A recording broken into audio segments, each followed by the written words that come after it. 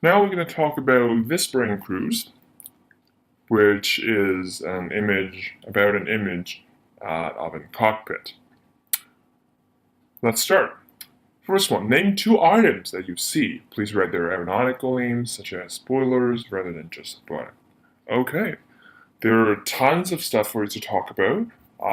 In the answers that we got, we saw lots of great answers. Um, you guys named a lot of stuff. Uh, Even the small button or small switch, you can say that, right? Uh, I see some people say here, this is a door light, right? And this, you see wings, and it controls all the radio system. And moving forward or moving up, you see the engine control, that's the throttle. You have the emergency engine cutoff. To the right is the flaps. To the left, you have slats and spoilers. And you see screens, which indicates different flight path, for example, here, and also speed, altitude, bank angle. And in the middle, which is you cannot see here, but it's actually more forward.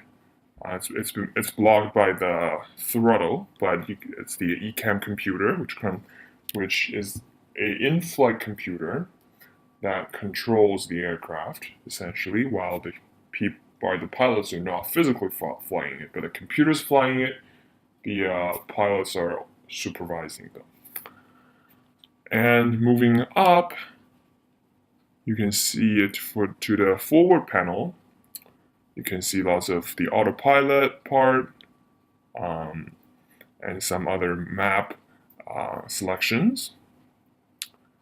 And also the overhead panel has a lot of interesting stuff, such as lighting control, engine control, de-icing control, oxygen control, pressure control, hydraulics control, electricity control. So the overhead part is really a big part, which we're going to look at it soon.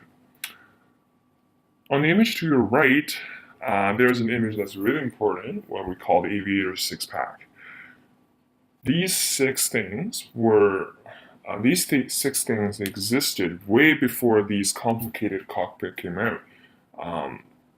In real old aircraft that's been used in World War I, World War II, these six things are essential for pilots just flying the aircraft. It doesn't need a computer to fly it, because pilot can fly it. It doesn't need such a complicated pressurized or hydraulic things like that, because, well, in old aircraft it's small, it's simple. But these six things are important throughout the aviation history, because without them you just simply cannot fly the aircraft. So the first one is airspeed indicator. Okay, the airspeed is usually, I'll say usually 99% represented in the unit of knots. This one is the heading. Okay, so 0 being north. We will get to this soon, but it gets complicated when you talk about this, because north in aviation has two norths of the Earth. One is the exact north, which is the north that you use on a map, which is, let's say, when you point to exactly the middle of the North Pole. So it seems like it's straight up, so it's north. However, you know that Earth is tilted while it's orbiting in the space. So there's another north in aviation, which is called magnetic north. So these are different stuff. They point to a different direction, and it gets complicated. So let's move on. This one is altitude. Okay, usually the unit is feet or meters. It depends. When you fly to different areas, pilots usually carry with them a unit conversion, especially an altitude unit conversion chart to help them convert the units. Usually convert between meters and feet. The right side is the bank angle. Okay, so you can also pitch angle. Actually, you can pitch up, pitch down, bank to the left, bank to the right, which we call the roll. This one is the fuel quantity, which is really important. While you see here, you have left fuel and right fuel, left fuel tank and right fuel tank. While in more complicated aircraft or more advanced aircrafts like the aircraft shown to the left, it might have 3 or even 4 fuel tanks. The last one is called RPM.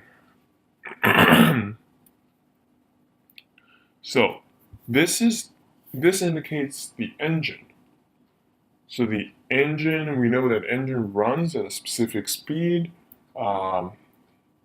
The blades are spinning at different speeds while it provides different throttle levels.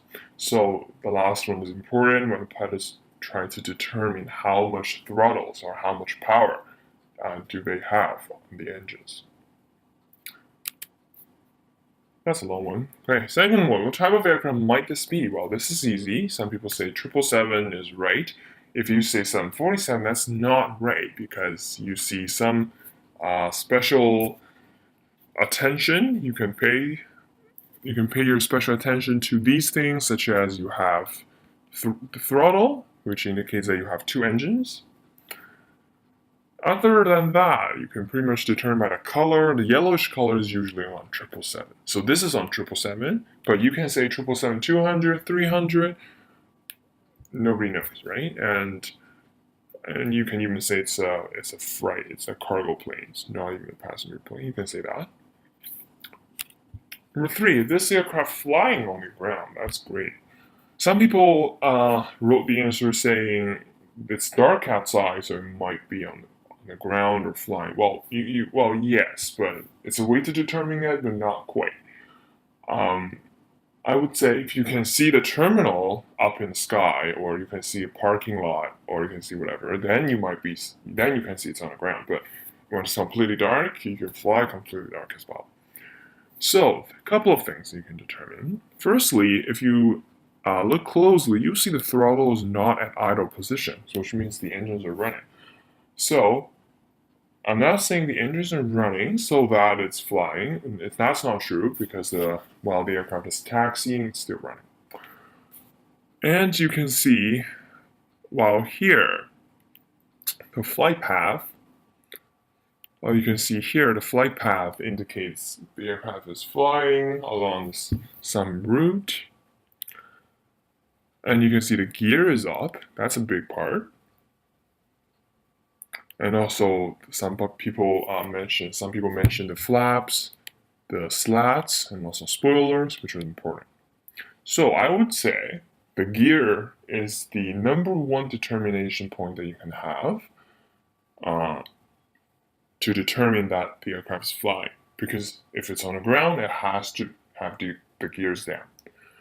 The other part, such as the throttle, the spoiler, the flaps, are all contributing parts. Okay, that is it for this brain cruise. I hope you enjoyed it and more to come. Thank you.